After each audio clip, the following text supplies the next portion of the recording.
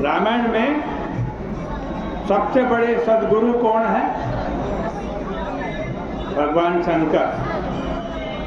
और वे शंकर जी सद्गुरु के रूप में रावण को प्राप्त हैं। रावण जैसे को सद्गुरु मिले हुए हैं, शंकर जैसे सद्गुरु। वे ही शंकर जी सती के पति भी,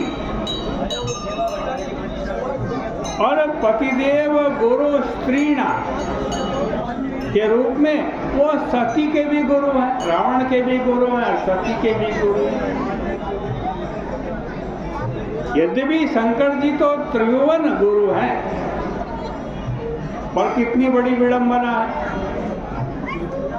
इसलिए भगवान राम से शंकर जी ने यही कहा कि प्रभु, आपने जनक नंदनी के वियोग में जो रुदन की लीला की, उसमें तो मुझे बड़ा विचित्र सा अनुभव हुआ,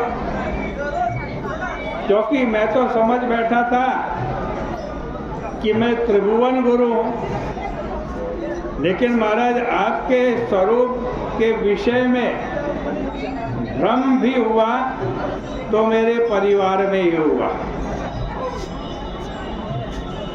या तो सती को भ्रम हुआ या फिर रावण को भ्रम हुआ।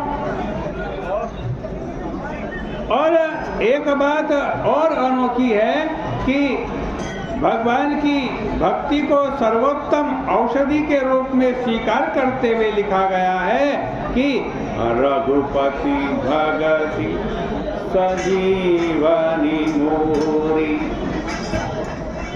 और भक्ति की यही दिव्य दवा सती जी को दी जा रही थी, क्योंकि शंकर जी सती को कथा सुनाने के लिए अगस्त जी के पास लेकर के गए और कथा का श्रवण सररति मम कथा प्रसंगा, इसके अनुसार भक्ति ही तो है।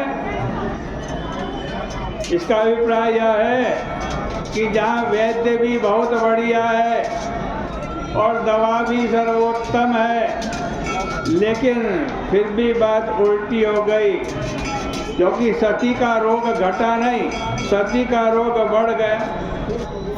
सती जी भगवान शंकर के साथ कथा में गए। गोस्वामी जी कथा की महिमा का वर्णन करते हुए कहते हैं कि निज संदेह मोह भ्रम हरणी, करहु कथा भव सरिता तरणी। निज संदेह मोह भ्रम हरणी, करहु कथा भव सरिता तरणी। मैं संदेह, मोह और भ्रम को दूर करने वाली तथा संसार रूपी नदी को पार करने वाली कथा सुना रहा हूँ।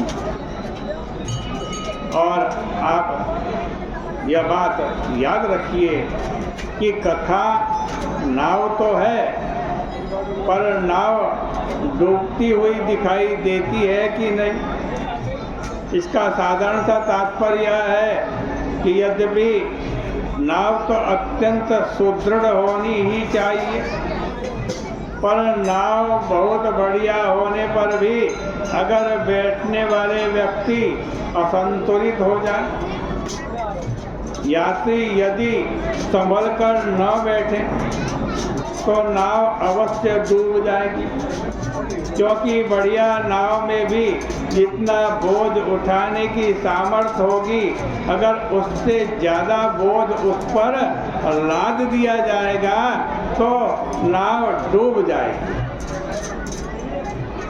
कथा की नाव में यद्यपि बोझ उठाने की बड़ी सामर्थ्य है, लेकिन इतना होते हुए भी कथा की नाव में अहंकार का बोझ उठाने की सामर्थ्य नहीं है।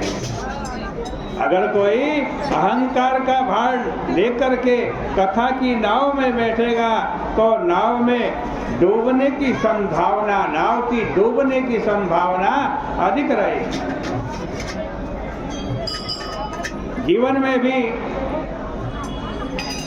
लाभ नहीं हो रहा है तो ढूंढिए कौन सी कमी रह गई। कहीं सद्गुरु की कमी तो नहीं रह गई। कहीं कपट मुनि जैसा नकली गुरु जैसे प्रताप भानु को मिला वैसा ही कोई गुरु हमें तो नहीं मिल गया। कहीं काल नेमी की तरह तो वैद्य नहीं मिल गया है, क्योंकि काल नेमी के समान वैद्य मिलने पर तो समस्या रहेगी भाई। और अगर भगवान शंकर के समान योग्य वैद्य मिल गया है तो कोई समस्या ही नहीं। परंतु उसके साथ गोस्वामी जी ने यह वाक्य और जोड़ दिया कि सद्गुरु वेद वचन विश्वासा, सद्गुरु वैद्य वचन विश्वासा, संयम यह न विषय के आशा, रघुपति भगति सजीवनी मोरी, रघुपति भगति सजीवनी मोरी, अनुपान श्रद्धा मत पूरी, एहि विधि भल ही स्वरोग नसाई, एहि विधि भल ही स्वरोग नसाही, नाही न जतन कोटि नहीं जाही, नाही न जतन कोटि नहीं जाही।